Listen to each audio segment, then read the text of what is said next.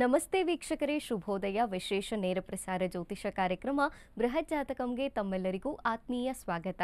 ನಾನು ಮಂಜರಿ ಹೊಂಬಾಳಿ. ಈ ದಿನ ಪಂಚಾಂಗದ ವಿಚಾರಗಳನ್ನು, ದ್ವಾದಶ ರಾಶಿಗಳ ಫಲಾನುಫಲಗಳನ್ನು, ಜೊತೆಗೆ ಸಾಕಷ್ಟು ಧಾರ್ಮಿಕ ಚಿಂತನೆಯ ವಿಚಾರಗಳನ್ನು ಗುರುಗಳಿಂದ ತಿಳಿದುಕೊಳ್ಳೋಣ. ಪ್ರತಿದಿನದಂತೆ ಈ ದಿನವೂ ಕೂಡ ಈ ಎಲ್ಲ ಮಾಹಿತಿಯನ್ನು ತಿಳಿಸಿಕೊಡಲಿಕ್ಕೆ ಖ್ಯಾತ ಜ್ಯೋತಿಷಿಗಳು, ಧಾರ್ಮಿಕ ಆಧ್ಯಾತ್ಮಿಕ ಚಿಂತಕರು ಶ್ರೀ ಆಚಾರ್ಯ ಗುರೂಜಿಯವರಿದ್ದಾರೆ. ಅವರನ್ನು ಕಾರ್ಯಕ್ರಮಕ್ಕೆ ಸ್ವಾಗತಿಸೋಣ. ಗುರುಗಳೇ ನಮಸ್ತೆ, ಕಾರ್ಯಕ್ರಮಕ್ಕೆ ಸ್ವಾಗತ. ನಮಸ್ತೆ. ಅಸ್ಮದ್ ಗುರುಭ್ಯೋ ನಮಃ. ಅಖಂಡ ಮಂಡಲಾಕಾರಂ ವ್ಯಾಪ್ತಂ ಯೇನ ಚರಾಚರಂ ತತ್ಪದಂ ದರ್ಶಿತಂ ಯೇನ ತಸ್ಮೈ ಶ್ರೀ ಗುರವೇ ನಮಃ. ಆಪದಾಮಪಹರ್ತಾರಂ ಧಾತಾರಂ ಸರ್ವಸಂಪದಾಂ ಲೋಕಾಭಿರಾಮಂ ಶ್ರೀರಾಮಂ ಭೂಯೋರ್ಭೂಯೋ ನಮಾಮ್ಯಹಂ. ಮನೋಜವನ್ ಮಾರುತತುಲ್ಯ ವೇಗಂ ಜಿತೇಂದ್ರಿಯಂ ಬುದ್ಧಿಮತಾನ್ ವರಿಷ್ಠಂ ವಾತಾತ್ಮಜನ್ ವಾನರಯೂಥ ಮುಖ್ಯಂ ಶ್ರೀರಾಮಧೂತಂ ಶಿರಸಾ ನಮಾಮಿ. ಜೈ ಶ್ರೀಮನ್ನಾರಾಯಣ. ಮೊದಲನೇದಾಗಿ ಈ ದಿನದ ಪಂಚಾಂಗದ ವಿಚಾರಗಳು ಹೇಗಿದೆ ಗುರುಗಳಿಂದ ತಿಳಿದುಕೊಳ್ಳೋಣ. ಗುರುಗಳೇ, ತಿಥಿರ್ವಿಷ್ಣುಸ್ತಥಾವಾರೋ ನಕ್ಷತ್ರಂ ವಿಷ್ಣುರೇವ ಚ ಯೋಗಶ್ಚ ಕರ್ಣಂ ಚೈವ ಸರ್ವಂ ವಿಷ್ಣುಮಯಂ ಜಗತ್ತು. ತಿಥಿ, ವಾರ, ನಕ್ಷತ್ರ, ಯೋಗ ಮತ್ತು ಕರ್ಣಗಳನ್ನೇ ನಾವು ಪಂಚಾಂಗಗಳು ಅಂತ ಹೇಳ್ತೀವಿ. ಯಾರೆಲ್ಲ ಪ್ರಾತಃ ಕಾಲಗಳಲ್ಲಿ ಪಂಚಾಂಗಗಳನ್ನು ಶ್ರವಣವನ್ನು ಮಾಡ್ತಾರೆ, ಹಾಗೆ ಪಠಣ ಮಾಡೋದ್ರಿಂದನೂ ಕೂಡ ನಮಗೆ ಫಲ ಸಿಗುವಂಥದ್ದಾಗುತ್ತೆ, ಹಾಗೆ ಆ ದಿನ ಕೂಡ ಅಭಿವೃದ್ಧಿ ಆಗುವಂಥದ್ದು. ಈ ದಿನದ ಪಂಚಾಂಗವನ್ನು ನೋಡೋಣ. ಈ ದಿನ ವಿಶ್ವಾವಸುನಾಮ ಸಂವತ್ಸರ, ದಕ್ಷಿಣಾಗಿನ, ವರ್ಷ ಋತು ಭಾದ್ರಪದ ಮಾಸ. ಭಾದ್ರಪದ ಮಾಸದ ಕೃಷ್ಣ ಪಕ್ಷದಲ್ಲಿರುವಂಥದ್ದು. ಕೃಷ್ಣ ಪಕ್ಷದ ಏಕಾದಶಿ ತುಂಬ ವಿಶೇಷವಾಗಿರುವಂಥ ಏಕಾದಶಿ ಆಗಿರುತ್ತೆ ಇವತ್ತು, ತುಂಬ ಶುಭಪ್ರದವಾಗಿರುವಂಥದ್ದು. ಇನ್ನು ಬುಧವಾರ ಪುನರ್ಸು ನಕ್ಷತ್ರ, ಪರಿಗ ಯೋಗ, ಭವಕರಣವನ್ನು ಪಂಚಾಂಗಗಳಲ್ಲಿ ನಾವು ನೋಡ್ಬೋದು.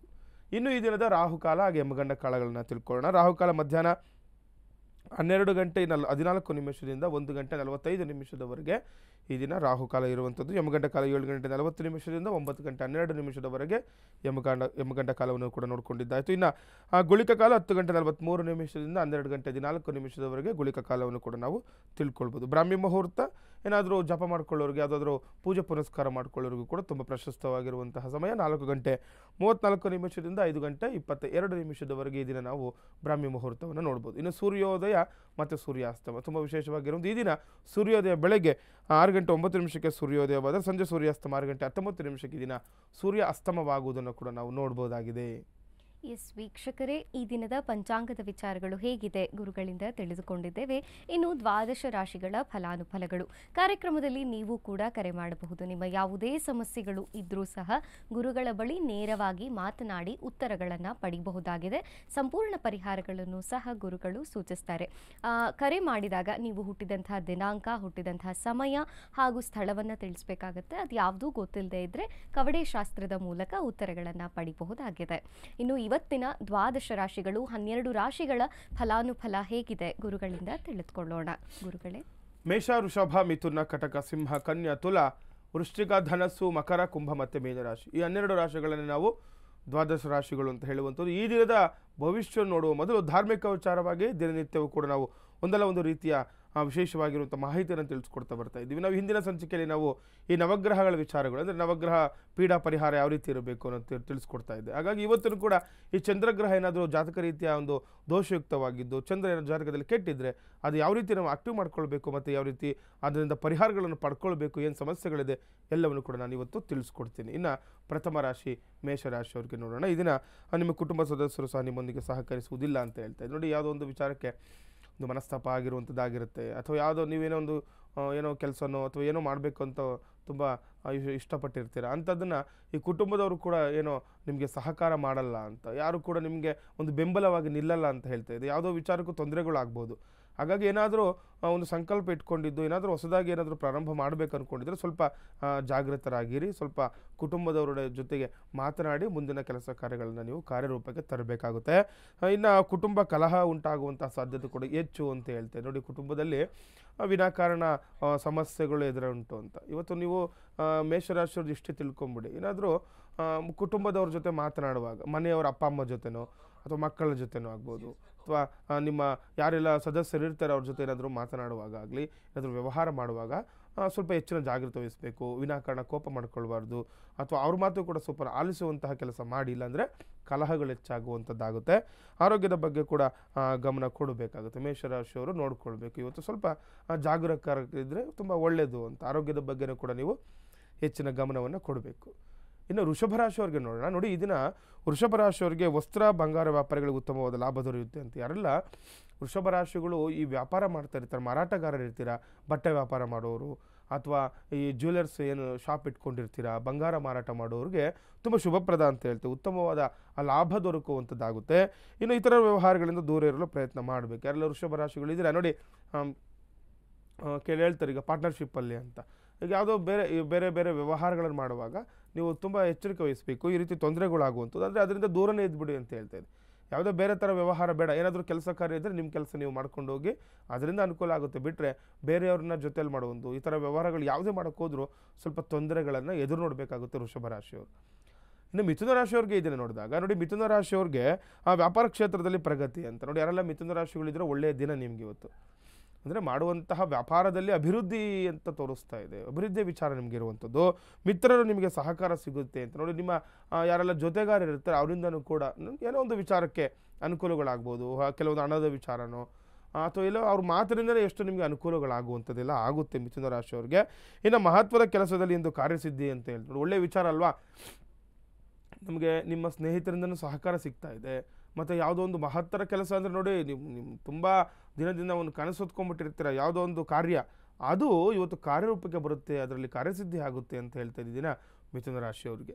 ಇನ್ನು ಕರ್ಕಾಟಕ ರಾಶಿಯವರಿಗೆ ನೋಡೋಣ. ಈ ದಿನ ಕರ್ಕಾಟಕ ರಾಶಿಯವರಿಗೆ ಆ ಕೃಷಿಕರಿಗೆ ಹೆಚ್ಚಿನ ಲಾಭ ಅಂತ. ಯಾರೆಲ್ಲ ಕೃಷಿಕರು ಇರ್ತೀರ ತುಂಬ ಲಾಭಾಂಶ ಹೆಚ್ಚಾಗುತ್ತೆ. ನೋಡಿ ಯಾರೆಲ್ಲ ನಾವು ಸಾಮಾನ್ಯವಾಗಿ ಹೇಳ್ತಾ ಇರ್ತೀವಿ, ಕೃಷಿಕರಂದರೆ ಈ ತೋಟಗಾರಿಕೆ ಮಾಡ್ತಾ ಇರ್ತೀರಾ, ವ್ಯವಸಾಯ ಮಾಡುವಂಥವ್ರು, ಅಥವಾ ಏನಾದರೂ ಬೆಳೆ ಅಂದರೆ ಯಾವುದಾದ್ರೂ ಆಗ್ಬೋದು, ಹಣ್ಣು ಅಥವಾ ಹೂಗಳಾಗ್ಬೋದು, ತರಕಾರಿಗಳನ್ನು ಮಾರಾಟ ಮಾಡೋರಿಗೆ, ಅಥವಾ ಅಂದರೆ ಯಾರು ಅದನ್ನು ಬೆಳೆಸ್ತೀರಾ ಅಂಥವ್ರಿಗೆ ಈ ದಿನ ಲಾಭಾಂಶ ಹೆಚ್ಚಾಗುವಂಥದ್ದಾಗುತ್ತೆ. ಕರ್ಕಾಟಕ ರಾಶಿಯವರಿಗೆ ದೈವ ಕಾರ್ಯಗಳಲ್ಲಿ ಕೂಡ ಆಸಕ್ತಿ ಹೆಚ್ಚಾಗುವಂಥದ್ದು, ತುಂಬ ಒಳ್ಳೆ ಪ್ರಶಸ್ತವಾಗಿರುವಂಥ ದಿನ. ಮತ್ತು ದೈವ ಕಾರ್ಯಗಳಲ್ಲಿ ಪೂಜೆ ಪುನಸ್ಕಾರ ಮಾಡಲಿಕ್ಕೂ ಕೂಡ ನಿಮಗೆ ಕಟಕ ರಾಶಿಯವರಿಗೆ ಇವತ್ತು ಶುಭಪ್ರದ ಅಂತ ಹೇಳ್ತಾ ಇದ್ವಿ. ಇನ್ನು ಸಿಂಹರಾಶಿಯವ್ರಿಗೆ ನೋಡೋಣ. ಈ ದಿನ ಸಿಂಹರಾಶಿಯವ್ರಿಗೆ ಪರೋಪಕಾರ ಮಾಡಲು ಹೋಗಿ ಸಮಸ್ಯೆ ತಂದುಕೊಳ್ಳಬೇಡಿ ಅಂತೇಳಿ. ನೋಡಿ ಸಿಂಹರಾಶಿಯವರು ಒಂದು ಗಮನದಲ್ಲಿ ಇಟ್ಕೊಳ್ಳಿ. ನೋಡಿ ಯಾರೋ ಏನೋ ಕಷ್ಟದಲ್ಲಿದ್ದಾರೋ ಅಥವಾ ಏನೋ ಅಂತೇಳಿ ಯಾರಿಗೋ ಒಂದು ಸಹಾಯ ಮಾಡಲಿಕ್ಕೆ ಹೋಗ್ಬಿಡ್ತೀರಾ. ಆ ಸಹಾಯ ಮಾಡೋ ನೆಪದಲ್ಲಿ ಏನೋ ನಿಮಗೆ ತೊಂದರೆಗಳಾಗ್ಬೋದು, ಅದನ್ನು ಜಾಗ್ರತೆ ವಹಿಸ್ಬೇಕು. ಸಾಮಾನ್ಯವಾಗಿ ನಾವು ನೋಡ್ತಾ ಇರ್ತೀವಿ, ಕೆಲವರು ಹೇಳ್ತಾರೆ, ಗುರುಗಳೇ ನಾವು ಯಾರಿಗೋ ಏನೋ ಕಷ್ಟ ಕಾಲಕ್ಕೆ ಆಗೋಕ್ಕೆ ಹೋದ್ವಿ, ನಮಗೆ ತೊಂದರೆ ಆಗ್ಬಿಡ್ತು ಅಂತಾರೆ. ಆ ರೀತಿ ನಿಮಗಾಗುತ್ತೆ ಇವತ್ತು. ಯಾವ ವಿಚಾರ ಆದರೂ ಹೋಗ್ಬೋದು. ಅದು ಹಣಕಾಸಿನ ಅಂತಲೇ ಅಲ್ಲ. ಅವ್ರ ಜೊತೆ ಈಗ ಯಾವುದೋ ಒಂದು ಕೆಲಸ ಯಾರೋ ಒಬ್ರು ಕಷ್ಟ ಆಗ್ತಿರುತ್ತೆ, ಇಲ್ಲ ನಿಮ್ಮ ಜೊತೆಲಿ ಅವ್ರ ಜೊತೆ ಕರ್ಕೊಂಡು ಹೋಗ್ಬಿಡ್ತಾರೆ ನಿಮ್ಮನ್ನ. ನೋಡಿ ಮಾಡದೇ ಇರೋ ತಪ್ಪಿಗೆ ಸಿಗಾಕೊಳ್ಳೋದೆಲ್ಲ ಆಗುತ್ತೆ. ಎಷ್ಟೋ ನಾವು ಕಣ್ಣಾರೆ ನೋಡಿದ್ದೀವಿ. ಆ ರೀತಿ ಸಿಂಹರಾಶಿಯವರಿಗೆ ಈ ದಿನ ಆಗುವಂಥದ್ದಾಗುತ್ತೆ. ಹಾಗಾಗಿ ಹೆಚ್ಚಿನ ಜಾಗ್ರತೆ ವಹಿಸಬೇಕು. ವಿವಾಹಕ್ಕೆ ಸಂಬಂಧಪಟ್ಟಂಥ ಸಮಸ್ಯೆಗಳು ಕೂಡ ನಿವಾರಣೆ ಆಗುತ್ತೆ. ಒಳ್ಳೆ ವಿಚಾರ. ಮದುವೆಗೆ ನಿಮಿತ್ತ ಏನಾದರೂ ಮದುವೆ ವಿಚಾರ ನೋಡಿ, ಏನಾದರೂ ಸಿಂಹರಾಶಿಯವರು ಗುರುಬಲ ಅಂತ ಹೇಳ್ತಾ ಇರ್ತಾರೆ, ಮದುವೆಗಳು ಆಗ್ತವೆ ಅಂತ ಹೇಳ್ತಾ ಇರ್ತಾರೆ. ಈ ಸಮಯದಲ್ಲಿ ತುಂಬ ವಿಶೇಷವಾಗಿರುವಂಥದ್ದು ಈ ಮದುವೆಗೆ ಸಂಬಂಧಪಟ್ಟಂಥ ಏನಾದರೂ ಸಮಸ್ಯೆಗಳಿದ್ರೂ ಕೂಡ ನೀವು ನಿವಾರಣೆ ಮಾಡ್ಕೊಳ್ಳಲಿಕ್ಕೆ ತುಂಬ ಶುಭಪ್ರದವಾಗಿರುತ್ತೆ ಇವತ್ತು ಅಂತ ಹೇಳ್ಬೋದು ಸಿಂಹರಾಶಿಯವರಿಗೆ. ಇನ್ನು ಕನ್ಯಾ ರಾಶಿಯವ್ರಿಗೆ ಈ ದಿನ ನೋಡಿದಾಗ, ಕನ್ಯಾ ರಾಶಿಯವ್ರಿಗೆ ಈ ದಿನ ಶತ್ರುಗಳಿಂದ ತೊಂದರೆ ಉಂಟಾಗುತ್ತೆ ಅಂತ ಹೇಳ್ತಾರೆ. ಕನ್ಯಾ ರಾಶಿಯವರು ಹಿತಶತ್ರುಗಳಿಂದ ಜಾಗೃತರಾಗಿರಬೇಕು. ಶತ್ರುಗಳಿಂದ ತೊಂದರೆ ನಿಮ್ಗೆ ಗೊತ್ತು, ಯಾರೊಬ್ಬ ಅವನು ಮನುಷ್ಯ ಕೆಟ್ಟ ಮನುಷ್ಯ, ಅವ್ನು ಪದೇ ಪದೇ ನಿಮಗೆ ತೊಂದರೆ ಮಾಡ್ತಾ ಇದ್ದಾನೆ, ಅವನಿಂದ ಏನೋ ಒಂದಲ್ಲ ಒಂದು ರೀತಿಯ ಸಮಸ್ಯೆಗಳು, ಒಂದು ವ್ಯಾಪಾರನೋ ಅಥವಾ ಉದ್ಯೋಗನೋ ಎಲ್ಲಾದರೂ ಆಗ್ಬೋದು, ಏನಾದರೂ ಸಮಸ್ಯೆ ಮಾಡ್ತಾ ಇರ್ತಾರೆ. ಆ ರೀತಿ ಇದ್ದಾಗ ಅವರಿಂದ ತುಂಬ ಎಚ್ಚರಿಕೆ ಈ ದಿನ ನೀವು ವಹಿಸಬೇಕಾಗುತ್ತೆ. ಇನ್ನು ಯಾವುದೇ ತೀರ್ಮಾನಗಳು ತೆಗೆದುಕೊಳ್ಳುವ ಮುನ್ನ 2 ಬಾರಿ ಆಲೋಚನೆ ಮಾಡಿ. ಕನ್ಯಾ ರಾಶಿಯವರು ಏನಾದರೂ ತೀರ್ಮಾನ ಮಾಡುವಾಗ ಯಾವುದೇ ವಿಚಾರದಲ್ಲಾಗಲಿ, ನಿಮ್ಮ ಒಂದು ವೈಯಕ್ತಿಕ ವಿಚಾರನೋ ಅಥವಾ ನಿಮ್ಮ ಕೆಲಸದ ನಿಮಿತ್ತನೋ ಕುಟುಂಬದ ನಿಮಿತ್ತನೋ ಏನಾದರೂ ಆಗ್ಬೋದು, ಏನಾದರೂ ನೀವು ಯೋಚನೆ ಮಾಡುವಾಗ ಸ್ವಲ್ಪ 2-3 ಬಾರಿ ಆಲೋಚನೆ ಮಾಡಿ ಕಾರ್ಯರೂಪಕ್ಕೆ ತರಬೇಕಾಗುತ್ತೆ. ಎಲ್ಲ ನಿರ್ಧಾರಗಳು ಮಾಡುವಾಗ ಇವತ್ತು ದೃಢ ಸಂಕಲ್ಪ ಏನಾದರೂ ಇತ್ತು ಅಂತಂದರೆ ಸ್ವಲ್ಪ ಎಚ್ಚರಿಕೆಯಿಂದ 2-3 ಬಾರಿ ಆಲೋಚನೆ ಮಾಡಿ ಕೆಲಸವನ್ನು ಕಾರ್ಯರೂಪಕ್ಕೆ ತರಬೇಕು ಕನ್ಯಾ ರಾಶಿಯವರು. ಇನ್ನು ತುಲಾರಾಶಿಯವರಿಗೆ ಇದನ್ನು ನೋಡಿದಾಗ ನೋಡಿ, ದುಂದು ವೆಚ್ಚದಿಂದ ಹಣವೇ ಅಂತ ಹೇಳ್ತಾರೆ. ಯಾರೆಲ್ಲ ತುಲಾರಾಶಿಗಳಿದ್ದೀರಾ, ಆ ದುಂದು ವೆಚ್ಚದಿಂದ ನೋಡಿ, ಹಣವನ್ನು ನಿಯಮಿತವಾಗಿ ನಾವು ಖರ್ಚು ಮಾಡಬೇಕು. ಸಾಮಾನ್ಯವಾಗಿ ಹೇಳ್ತಾ ಇರ್ತಾರೆ, ಹಣ ಯಾವತ್ತು ನೋಡಿ ಯಾವಾಗ ಒಂದು ಲಕ್ಷ್ಮಿ ಅನುಗ್ರಹದಿಂದ ಯಾವುದೋ ಒಂದು ಇದರಿಂದ ಸ್ವಲ್ಪ ಹಣ ಸಂಪಾದನೆ ಮಾಡ್ಕೊಂಡಿರ್ತೀರ. ಅದನ್ನು ನಾವು ಯಾವ ರೀತಿ ಒಂದು ವೆಚ್ಚ ಅಂದರೆ ಒಂದು ಖರ್ಚು ಮಾಡುವಂಥ ವಿಚಾರ ನಮ್ಮಲ್ಲಿ ಮನಸ್ಸಲ್ಲಿ ಇರಬೇಕು. ನಮಗೆ ಅನುಕೂಲಕ್ಕೆ ತಕ್ಕಂಗೆ ನಾವು ಮಾಡ್ಕೊಳ್ಬೇಕು. ಸುಮ್ಮನೆ ಯಾರನ್ನೋ ನೋಡಿ ಯಾರೋ ಏನೋ ಮಾಡ್ತಾ ಇದ್ದಾರೆ ಅಂತೇಳಿ ನಾವು ಹಣವನ್ನು ವ್ಯರ್ಥ ಮಾಡಬಾರ್ದು. ಅದರಿಂದ ಅನಾನುಕೂಲಗಳು ಉಂಟಾಗೇ ಆಗುತ್ತೆ. ಹಣ ಇಲ್ಲ ಅಂತಂದರೆ ಕಷ್ಟಗಳೇ ನೋಡಬೇಕು. ಹಾಗಾಗಿ ಈ ದುಂದು ವೆಚ್ಚದಿಂದ ಸ್ವಲ್ಪ ದೂರ ಇರಬೇಕಾಗುತ್ತೆ. ಇನ್ನು ಹೊಸ ಜವಾಬ್ದಾರಿಗಳು ಕೂಡ ದೊರೆಯುವ ಸಾಧ್ಯತೆ ಇದೆ ಅಂತ ಹೇಳ್ತಾ ಇದೆ. ಏನಾದರೂ ಹೊಸ ಜವಾಬ್ದಾರಿ ನಿಮ್ಮ ಹೆಗಲೇ ಇರ್ಬೋದು ಇವತ್ತು. ಕೆಲವೊಂದು ಕುಟುಂಬದಲ್ಲೇ ಹೆಗಲೇ ಇರುತ್ತೆ. ಕೆಲವೊಂದು ನಿಮ್ಮ ಕೆಲಸ ಮಾಡೋ ಎಲ್ಲೊಂದು ಹತ್ರ ನೋಡಿ ವರ್ಕ್ ಮಾಡ್ತಾ ಇರ್ತೀರ, ಅಲ್ಲಿ ನಿಮಗೆ ಒಂದು ಕೆಲಸದ ಒಂದು ಒತ್ತಡ ಹೆಚ್ಚಾಗುವಂಥದ್ದು ಅಥವಾ ನಿಮ್ಮ ಮೇಲೆ ಇನ್ನೊಂದು ಭಾರ ಹೆಚ್ಚಾಗುವಂಥದ್ದೆಲ್ಲ ಆಗುತ್ತೆ. ಇನ್ನು ಕೈಗಾರಿಕಾ ಕ್ಷೇತ್ರದ ಉತ್ತಮ ಅಭಿವೃದ್ಧಿ ಕೂಡ ಹೊಂದಬಹುದು. ಯಾರೆಲ್ಲ ತುಲಾರಾಶಿಗಳಿದ್ದೀರಾ, ಕೈಗಾರಿಕಾ ಕ್ಷೇತ್ರದಲ್ಲಿ ಅಭಿವೃದ್ಧಿ ಅಂತ ಹೇಳ್ತಾ ಇದೆ ನೋಡಿ ಇವತ್ತು. ಇನ್ನು ವೃಶ್ಚಿಕ ರಾಶಿಯವರಿಗೆ ನೋಡಿದಾಗ ಇದನ್ನ ನೋಡಿ, ವೃಶ್ಚಿಕ ರಾಶಿಯವರಿಗೆ ಸಹೋದ್ಯೋಗಿಗಳಿಂದ ಮಹತ್ವದ ನೆರವು ಪಡೆಯಲು ಸಫಲರಾಗ್ತೀರಾ ಅಂತ. ವೃಶ್ಚಿಕ ರಾಶಿಯವರು ಕೂಡ ತುಂಬ ಶುಭಪ್ರದ. ನಿಮ್ಮ ಜೊತೆಗಾರರು ಯಾರು ಕೆಲಸ ಮಾಡ್ತಾ ಇರ್ತಾರೆ ಅವರಿಂದನೂ ಕೂಡ ನಿಮಗೆ ಶುಭಪ್ರದವಾಗುತ್ತೆ, ಅವರಿಂದ ಒಳ್ಳೆಯ ಆ ನೆರವು ಕೂಡ ಸಿಗುವಂಥದ್ದಾಗುತ್ತೆ. ಇನ್ನು ಖರ್ಚುಗಳು ಕೂಡ ಇನ್ನಷ್ಟು ಹೆಚ್ಚಾಗುವಂಥದ್ದು.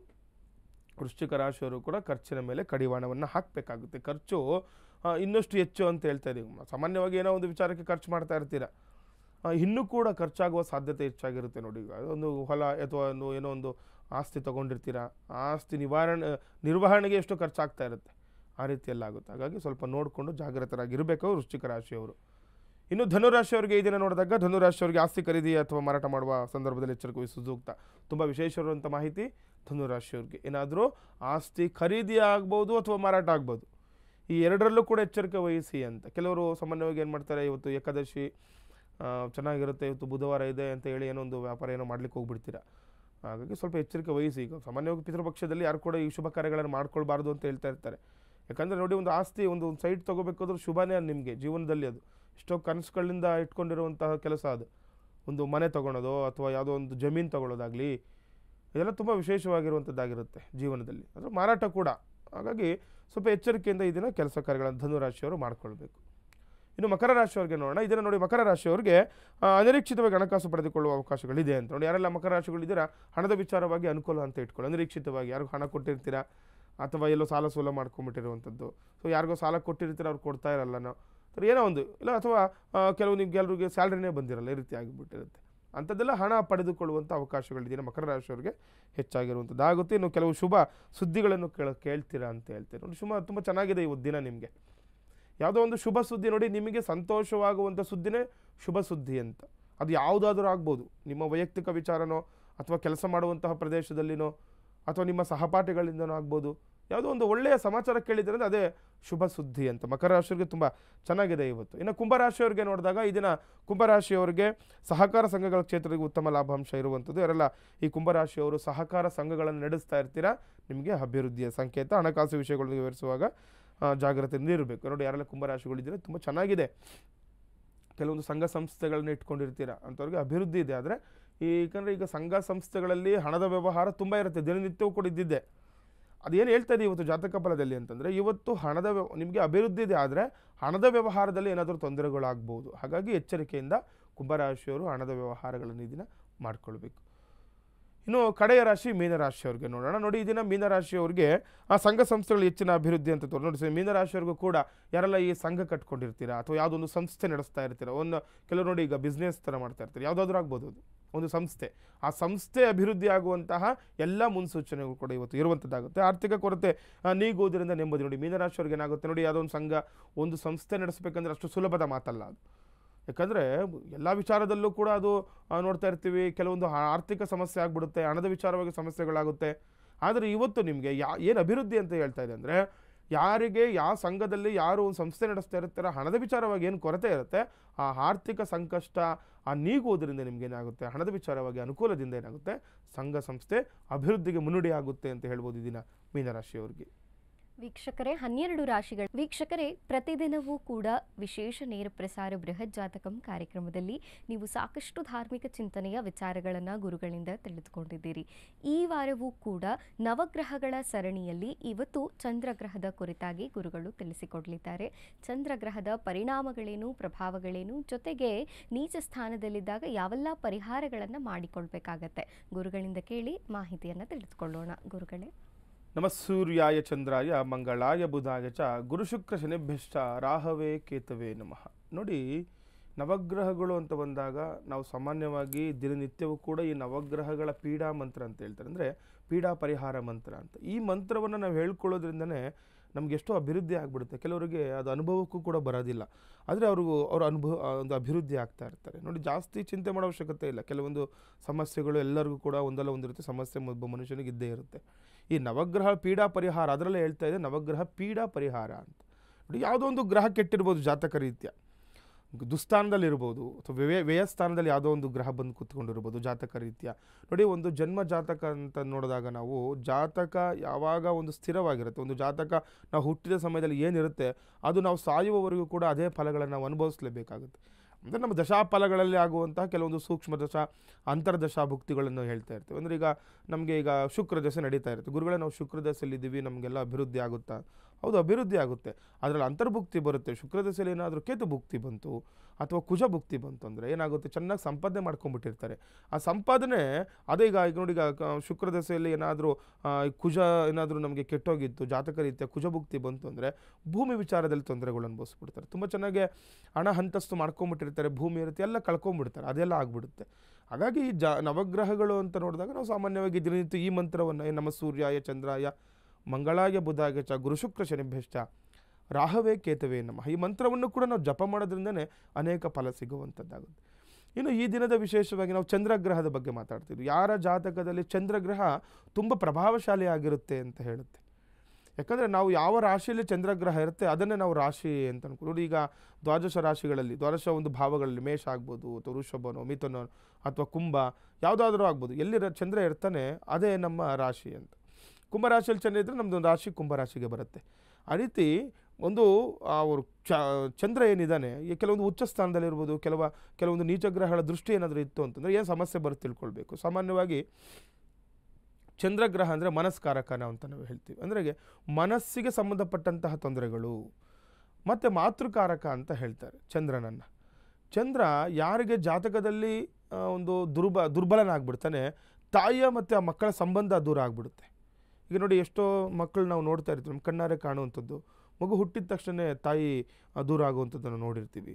ಅಥವಾ ಮಕ್ಕಳು ಜೊತೆಲಿ ಓದ್ತಾರಲ್ಲ, ಬೇರೆ ಓದಲಿಕ್ಕೆ ಅಂತಲೇ ಬೇರೆ ಕಡೆ ಹಾಕ್ಬಿಡ್ತಾರೆ, ಅದೆಲ್ಲ ಇರುತ್ತೆ. ತಾಯಿಯಿಂದ ದೂರ ಇರುವಂಥದ್ದಾಗುತ್ತೆ. ತಾಯಿ ಆಶೀರ್ವಾದ ಕೂಡ ಇರೋದಿಲ್ಲ, ಒಳ್ಳೆ ಮಾತು ಕೊಡ್ಲಿಕ್ಕೆ. ಅಂದರೆ ಎಷ್ಟೋ ಜನಕ್ಕೆ ತಾಯಿ ಮೇಲೆ ತುಂಬ ಆಸೆ ಇರುತ್ತೆ, ಆದರೆ ಅವ್ರ ಜೊತೆ ಇರಲಿಕ್ಕೆ ಆಗ್ತಾ ಇರಲ್ಲ. ಆ ರೀತಿ ತೊಂದರೆ ಆಗುವಂಥದ್ದು, ಅಥವಾ ಮಾತ್ರ ಶಾಪದಿಂದ ತೊಂದರೆಗಳು, ಪೂರ್ವಾರ್ಜಿತ ಕರ್ಮ ಫಲಗಳಿಂದ ತೊಂದರೆಗಳಾಗುವಂಥದ್ದು, ಮತ್ತು ಮನಸ್ಸು ಕೆಟ್ಟೋಗ್ಬಿಡುತ್ತೆ. ನೋಡಿ, ಏನಾಗ್ಬಿಡುತ್ತೆ, ಚಂದ್ರಗ್ರಹ ಜಾತಕದಲ್ಲಿ ದುರ್ಬಲನಾಗ್ಬಿಟ್ರೆ ನಾವು ಏನೇ ಕೆಲಸ ಮಾಡಲಿಕ್ಕೂ ಮನಸ್ಸು ಕೊಡೋದಿಲ್ಲ. ನೋಡಿ, ಮನಸ್ಸು ಅನ್ನುವಂಥದ್ದು ಚಂಚಲ, ಸಾಮಾನ್ಯವಾಗಿ ಎಲ್ಲರೂ ಕೂಡ ತಿಳ್ಕೊಳ್ಳೋದಿರೋಂಥ ವಿಚಾರ ಅದು. ಯಾಕಂದರೆ ನಾವು ಇಲ್ಲೇ ಕೂತಿದ್ರು ಕೂಡ ನಾವು ಬೇರೆ ಕಡೆ ಯೋಚನೆ, ನಮ್ಮ ಆಲೋಚನೆಗಳು ಹೋಗ್ತಾ ಇರುತ್ತೆ. ಆದರೆ ದೃಢ ಮನಸ್ಸು ತುಂಬ ಇಂಪಾರ್ಟೆಂಟ್. ನೋಡಿ, ಎಲ್ಲ ವಿಚಾರಗಳು ಕೂಡ ನೋಡಿ, ನೀವೊಂದು ಏನೋ ಒಂದು ಸಂಸ್ಥೆ ನಡೆಸ್ತಾ ಇದ್ದೀರಾ, ಅಥವಾ ಯಾವುದೋ ಒಂದು ಸಂಸ್ಥೆಯಲ್ಲಿ ತುಂಬ ಪ್ರಧಾನ ಹುದ್ದೆಯಲ್ಲಿ ಇರ್ತೀರ. ನೀವು ಈಗ ಪ್ರಧಾನ ಹುದ್ದೆಯಲ್ಲಿ ಇದ್ದೀರಾ ಅಂತಂದರೆ ಒಂದು ಒಳ್ಳೆ ಒಂದು ಆಫೀಸರ್ ಆಗಿದ್ದೀರಾ ಅಂತಂದರೆ ನಿಮ್ಮ ಕೆಳಗಡೆ ಎಷ್ಟೋ ಜನಗಳಿರ್ತಾರೆ. ಅವ್ರನ್ನೆಲ್ಲರನ್ನೂ ಕೂಡ ನೀವು ಹ್ಯಾಂಡಲ್ ಮಾಡಬೇಕಾಗುತ್ತೆ. ನಿಮ್ಮ ಮನಸ್ಸು ಹತೋಟಿಲಿದ್ದರೆ ಅವ್ರ ಜೊತೆ ನಿಮ್ಮ ಮಾತು ಚೆನ್ನಾಗಿ ಬರುತ್ತೆ. ಇಲ್ಲ ಒಂದು ಮೀಟಿಂಗ್ ಇರುತ್ತೆ, ಮೀಟಿಂಗಲ್ಲಿ ನೀವು ಮಾತಾಡಬೇಕು ಅಂದರೆ ನಿಮ್ಮ ಮನಸ್ಸು ಏನು ಮಾಡಬೇಕು, ತೀಕ್ಷ್ಣವಾಗಿರಬೇಕು. ಒಂದು ಮನಸ್ಸು ದೃಢವಾಗಿರಬೇಕು. ಚಂಚಲಾವಸ್ಥೆಲಿದ್ರೆ ನೀವೇನು ಮಾತಾಡ್ತೀರಾ, ನಿಮ್ಮಲ್ಲಿರೋ ಒಂದು ಈಗ ಕೆಲವ್ರಿಗೆ ಏನಾಗುತ್ತೆ ಗೊತ್ತಾ ನೋಡಿ, ಎಕ್ಸಾಮ್ಸಲ್ಲಿ ಹೇಳ್ತೀನಿ ನಾನು, ಒಂದು ಎಕ್ಸಾಮ್ಗಳಲ್ಲಿ ಬರೀಲಿಕ್ಕೆ ಹೋಗ್ತಾ ಇರ್ತಾರೆ, ತಲೆಯಲ್ಲಿರುತ್ತೆ, ಅಲ್ಲಿ ಬರೀಲಿಕ್ಕಾಗಲ್ಲ. ಅಲ್ಲಿ ಹೋದ್ಮೇಲೆ ಏನಾಗುತ್ತೆ, ಒಂದು ಮನಸ್ಸು ಚಂಚಲ ಆಗಿಬಿಡುತ್ತೆ. ಚಂಚಲ ಆದರೆ ನಮ್ಮ ಮಾತು ಕೂಡ ಬರೋದಿಲ್ಲ, ನಾವೇನೋ ಬರವಣಿಗೆ ಕೂಡ ಆಗೋದಿಲ್ಲ. ಅದು ಇಲ್ಲ ಒಂದು ಎಕ್ಸಾಮ್ ಬರೀಬೇಕಾದ್ರೆ ಏನಾಗುತ್ತೆ, ಅವರೆಲ್ಲ ಚೆನ್ನಾಗಿ ಓದ್ಕೊಂಡಿರ್ತಾರೆ, ಅವ್ರಿಗೆ ಗೊತ್ತು ಆ ವಿಚಾರದ ಬಗ್ಗೆ ತುಂಬ ನಾಲೆಡ್ಜ್ ಇದೆ. ಯಾವುದೋ ಒಂದು ಕ್ವಶನ್ಸ್, ಆ ಕ್ವಶನ್ ಬಗ್ಗೆ ತುಂಬ ಚೆನ್ನಾಗಿ ಗೊತ್ತು ಇವ್ರಿಗೆ, ಅದರಲ್ಲಿ ಬರೀಲಿಕ್ಕೆ ಆಗ್ತಾ ಇರಲ್ಲ. ಏನು ತೊಂದರೆ, ಮಾನಸಿಕವಾಗಿ ಮನಸ್ಸು ಚಂಚಲಾವಸ್ಥೆಯಲ್ಲಿರಿದ್ರೆ, ಚಂದ್ರ ಜಾತಕದಲ್ಲಿ ಕೆಟ್ಟಿದ್ರೆ ಇದೆಲ್ಲ ಆಗುತ್ತೆ. ಇದು ಯಾವಾಗುತ್ತೆ ಗುರುಗಳಿಗೆ ಅದು ಕೂಡ ತಿಳ್ಕೊಳ್ಬೇಕು. ಚಂದ್ರಗ್ರಹ ಜಾತಕದಲ್ಲಿ ಕೆಟ್ಟಿದ್ರು ಕೂಡ ಕೆಲವರು ತುಂಬ ಚೆನ್ನಾಗಿ ಆಗ್ತಾ ಇರ್ತಾರೆ. ಆದರೆ ಆ ಚಂದ್ರ ದಶೆಯಲ್ಲಿ ಏನಾದರೂ ಭುಕ್ತಿಗಳು ಅಂತರ್ಭುಕ್ತಿಗಳು ಚೇಂಜ್ ಆಗ್ತಾ ಇದ್ದಾಗ ನೋಡಿ, ಒಂದೇ ಥರ ಇರಲ್ಲ. ಇವಾಗ ಜಾತಕ ಅಂತ ನೋಡಿದಾಗ ಗುರುಗಳೇ ನೀವು ಹೇಳಿದ್ರಿ ನಮ್ಮ ಜಾತಕ ಹಿಂಗೆ ಇರುತ್ತೆ, ಲೈಫ್ ಲಾಗ್ ಹಿಂಗೆ ಇರುತ್ತೆ ಅಂದರೆ ಹೌದು ಇರುತ್ತೆ. ಅಂದರೆ ಕೆಲವೊಂದು ಅಂತರ್ಭುಕ್ತಿಗಳು ಚೇಂಜ್ ಆಗುವಾಗ, ಅಥವಾ ಕೆಲವೊಂದು ಗ್ರಹ ಬದಲಾವಣೆ ಆಗುವಾಗ, ಕೆಲವೊಂದು ತೊಂದರೆ ಅದನ್ನು ನಮಗೆ ಅದನ್ನು ಎಫೆಕ್ಟ್ ನಾವು ಅನುಭವಿಸಲೇಬೇಕಾಗುತ್ತೆ. ಆ ರೀತಿಯಾಗಿ ನೋಡಿ, ಒಂದು ದಿವಸ ತುಂಬ ಚೆನ್ನಾಗಿರುತ್ತೆ, ಖುಷಿಯಾಗಿರ್ತೀರ, ತುಂಬ ಆನಂದವಾಗಿರ್ತೀರ. ಯಾಕೆಂದರೆ ಮನಸ್ಕಾರಕ ಚಂದ್ರ, ಮನಸ್ಸಿನ ಮೇಲೆ ನಮ್ಗೆ ಒತ್ತಡ ಬಿದ್ದುಬಿಡು, ತುಂಬ ಚೆನ್ನಾಗಿರ್ತೀರ, ಒಂದು ದಿವಸ ತುಂಬ ಖುಷಿಯಾಗಿರ್ತೀರ. ಅದೇ ಮಾರನೇ ದಿನ ಏನೋ ತೊಂದರೆ, ಅಥವಾ ಹಿಂದಿನ ದಿನ ಏನೋ ಕಷ್ಟ ಆಗಿರ್ಬೋದು, ಅಯ್ಯೋ ಇವತ್ತು ನಮಗೆ ಜೀವನನೇ ಮಾಡೋದು ಬೇಡಪ್ಪ, ಏನೋ ಒಂದು ಜಗಳ, ಯಾರ ಜೊತೆಗೋ ಮನಸ್ಸಿಗೆ ಯಾರ ಜೊತೆಗೋ ಒಂದು ಮನಸ್ಸು ಒಂತಾನೆ ಇರಲ್ಲ, ಒಂಥರ ತುಂಬ ಬೇಜಾರಲ್ಲಿರುತ್ತೆ. ನೋಡಿ, ಒಬ್ಬೊಬ್ಬರೇ ಇರ್ತಾರೆ, ನೋಡಿ ಒಬ್ಬೊಬ್ಬರು ಸುಮ್ಮನೆ ಕೂತಿರ್ತಾರೆ, ಯಾರೊಟ್ಟಿಗೂ ಮಾತಾಡೋದಿಲ್ಲ. ಅದೇ ಮನುಷ್ಯ ಒಂದೆರಡು ದಿನ ಆದಮೇಲೆ ತುಂಬ ಚೆನ್ನಾಗಿ ಮಿಂಗಲ್ ಆಗಿಬಿಡ್ತಾರೆ ಎಲ್ಲರ ಜೊತೆ. ಆ ರೀತಿ ಈ ಮನಸ್ಸಿಗೆ ಸಂಬಂಧಪಟ್ಟಂಥ ವಿಚಾರ ಯಾರ ಜಾತಕದಲ್ಲಿ ಈ ಚಂದ್ರಗ್ರಹ ದುರ್ಬಲನಾಗ್ತಾನೆ, ಕೆಟ್ಟಿರ್ತಾನೆ, ನೀವು ಅವಶ್ಯಕವಾಗಿ ಚಂದ್ರನಿಗೆ ತಕ್ಕಂತಹ ಈ ಪರಿಹಾರ ಮಂತ್ರಗಳನ್ನು ಹೇಳೋದ್ರಿಂದ, ಚಂದ್ರನಿಗೆ ಸಂಬಂಧಪಟ್ಟಂತಹ ಪೂಜೆಗಳನ್ನು ಮಾಡ್ಕೊಳ್ಳೋದ್ರಿಂದ ಅನುಕೂಲಗಳಾಗುತ್ತೆ. ಈಗ ಏನು ಪರಿಹಾರ ತಿಳ್ಕೊಳ್ಬೇಕು. ಈಗ ಸಾಮಾನ್ಯವಾಗಿ ಪರಿಹಾರಗಳನ್ನು ಅವಶ್ಯಕವಾಗಿ ತಿಳ್ಕೊಳ್ಬೇಕು. ನಾನು ನಿತ್ಯವೂ ಕೂಡ ದಾನದ ಬಗ್ಗೆನೇ ಜಾಸ್ತಿ ಹೇಳ್ತಾ ಇರ್ತೇನೆ. ದಾನ ಮಾಡೋದ್ರಿಂದನೇ ಅನೇಕ ಫಲ ಸಿಗುವಂಥದ್ದಾಗುತ್ತೆ. ದಾನದ ಜೊತೆ ಮಂತ್ರ ಜಪ ಕೂಡ ಅಷ್ಟೇ ಇಂಪಾರ್ಟೆಂಟ್. ನೋಡಿ, ಚಂದ್ರನಿಗೆ ಅಕ್ಕಿಯನ್ನು ನಾವು ನೋಡ್ತೀವಿ. ಯಾಕೆಂದರೆ ಮತ್ತೆ ಯಾರಿಗಾದರೂ ಈಗ ರೋಗ ಲಕ್ಷಣಗಳು ಕೂಡ ತಿಳ್ಕೊಳ್ಳಿ, ಚಂದ್ರನಿಂದ ಏನು ರೋಗ ಬರುತ್ತೆ ನೋಡಿ. ಪದೇ ಪದೇ ಈ ಶೀತಕ್ಕೆ ಸಂಬಂಧಪಟ್ಟಂತಹ ತೊಂದರೆಗಳು, ನೆಗಡಿಗಳಾಗುವಂಥದ್ದು, ಅಥವಾ ಏನೋ ಬೇರೆ ಕೋಲ್ಡ್ಗೆ ಸಂಬಂಧಪಟ್ಟಂತಹ ವಿಚಾರದಲ್ಲಿ ತೊಂದರೆಗಳು ಆಗ್ತಾ ಇತ್ತು ಅಂತಂದ್ರೂ ಕೂಡ ನೀವು ಇದನ್ನು ಮಾಡ್ಕೊಳ್ಬೇಕು. ನೋಡಿ ಗುರುಗಳು ಎಷ್ಟೋ ಹಾಸ್ಪಿಟಲ್ಗೆ ಹೋಗ್ತಾ ಇರ್ತೀವಿ, ನನಗೆ ಸರಿನೇ ಆಗಲ್ಲ, ತುಂಬ ಏನೋ ಹಾಸ್ಪಿಟ್ಲಿಗೆ ಹೋಗಿ ಬಂದಾಗ 1-2 ದಿನ ಸರಿ ಹೋಗುತ್ತೆ, ಮತ್ತು ಅದೇ ಥರ ನಮಗೆ ಕೋಲ್ಡ್ ಆಗುವಂಥದ್ದು ಅಥವಾ ಕೆಮ್ಮುಗಳು ಪದೇ ಪದೇ ಬರ್ತಾ ಇರುವಂಥದ್ದು ಇದೆಲ್ಲ ಕೂಡ ಆಗ್ತಾ ಇರುತ್ತೆ. ಗುರುಗಳೇ ಏನು ಮಾಡಬೇಕು ಅಂತ. ಹಾಗಾಗಿ ಅಂಥವರು ಓಂ ಈ ಮಂತ್ರ ಹೇಳ್ಕೊಡ್ತೀನಿ ನೋಡಿ, ಸರಳವಾಗಿರುವಂಥ ಓಂ ಸಂ ಚಂದ್ರಾಯ ನಮಃ ನೋಡಿ, ಬೀಜಾಕ್ಷರ ಸಮೇತ ಹೇಳಬೇಕು. ಓಂ ಸಂ ಚಂದ್ರಾಯ ನಮಃ, ಸಂ ಅಂತ ಹೇಳಿ ಚಂದ್ರಾಯ ನಮಃ ಈ ಮಂತ್ರವನ್ನು 108 ಬಾರಿ ಒಂದು ಜಪ ಮಾಡುವಂಥದ್ದು. ನೋಡಿ ನಾವು ಕರೆಕ್ಟಾಗಿ ಮಾಡಿದ್ರೆ 3-4 ನಿಮಿಷದಲ್ಲಿ 108 ಬಾರಿ ಮಾಡಿಬಿಡ್ಬೋದು. ಓಂ ಸಂ ಚಂದ್ರಾಯ ನಮಃ, ಓಂ ಸಂ ಚಂದ್ರಾಯ ನಮಃ ಈ ಮಂತ್ರವನ್ನು ನಾವು ನಿತ್ಯವೂ ಮಾಡಿ. ನಿಮ್ಗೇನು ಈಗ ಏನಾಗುತ್ತೆ ಗೊತ್ತಾ, ನಿಮ್ಗೆ ಅವಕಾಶ ಇತ್ತಾ, ನೀವು ಅದೇನು ನೀವು ಕೆಲವರು ಹೇಳ್ಬೋದು ಗುರುಗಳು ಯಾವ ರೀತಿ ಮಾಡಬೇಕು, ನೀವು ಸ್ನಾನ ಮಾಡಿ ಅನುಷ್ಠಾನ ಮಾಡಿ ಮಾಡೋ ಅವಶ್ಯಕತೆ ಇಲ್ಲ. ನೋಡಿ ಎಲ್ಲ ಹೋಗ್ತಾ ಇರ್ತಾರೆ, ಕೂತ್ಕೊಳ್ಳಿ 1-2 ನಿಮಿಷ. ನೋಡಿ ಎಲ್ಲ ಟ್ರಾವೆಲ್ ಇರ್ತೀರಾ, ನೋಡಿ ಏನು ಮಾತಾಡ್ಬೋದು, ಸುಮ್ಮನೆ ನೋಡಿ ಕಣ್ಮುಚ್ಕೊಳ್ಳಿ, ಧ್ಯಾನ ಮಾಡಿ. ಓಂ ಸಂ ಚಂದ್ರಾಯ ನಮಃ, ಸಂ ಚಂದ್ರ. ನೋಡಿ ಈಗ ಹೋಗ್ತಾ ಇದ್ದೀರಿ ಎಲ್ಲೋ ಮೀಟಿಂಗು ಅಥವಾ ಯಾವುದೋ ಒಂದು ಇಂಟರ್ವ್ಯೂ ಅಟೆಂಡ್ ಮಾಡೋಕ್ಕೆ ಹೋಗ್ತಾ ಇರ್ತೀರಾ, ನಿಮಗೇನಾದರೂ ಒಂದು ಮನಸ್ಸು ಹತೋಟಿಯಲ್ಲಿ ಇಲ್ಲ, ಚಂಚಲ ಮನಸ್ಥಿತಿ ಆಗ್ತಾ ಇದೆ, ಈ ಮಂತ್ರವನ್ನು ಜಪ ಮಾಡಿ.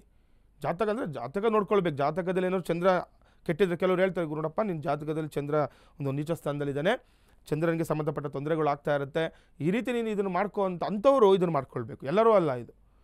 ಹಾಗಾಗಿ ಇದನ್ನು ತಿಳ್ಕೊಳ್ಬೇಕು. ಓಂ ಸಂಚಂದ್ರಾಯ ನಮ್ಮ ಮಂತ್ರವನ್ನು ಹೇಳ್ಕೊಳ್ಳುವಂಥದ್ದು. ಅಕ್ಕಿಯನ್ನು ಮತ್ತು ಬಿಳಿ ವಸ್ತ್ರವನ್ನು ದಾನ ಮಾಡೋದ್ರಿಂದ.